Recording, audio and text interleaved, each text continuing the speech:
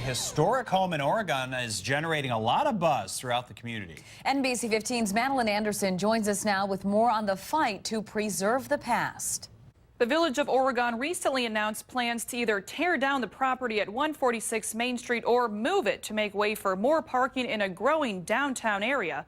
But those opposed to the idea say accommodating new developments shouldn't mean destroying what's come before them. Lots of traffic is a good sign of a thriving downtown. It's a good place for businesses to operate, for people to come to. In recent years, Oregon's historic district along Main Street has been transformed into a bustling dining and shopping area where old meets new. The craftsmanship in these buildings is extraordinary. Bonnie Thiel just opened her restaurant Masons on Main last Thursday.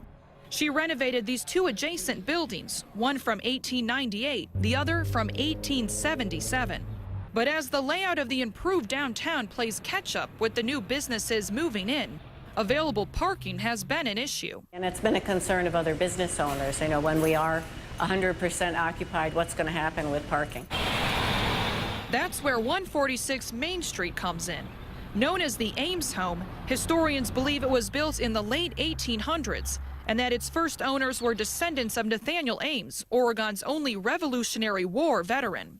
When word of moving the home spread, many feared the downtown would lose a piece of its past. I think that's kind of the reason why people are concerned that something of that value would be removed for purposes of parking. Historic Preservation Commission member Aaron Peterson wants the village to look at other options for parking, like reconfiguring lots behind existing buildings. An option she says wouldn't tear out the roots of the community. Well, there's always the question of, you know, if they're going to tear down this one, well, then where do we stop? Eventually parking needs could grow again, and then what do we do then? It does have a potential of starting a pattern. If one house is torn down, then there could be others in the future.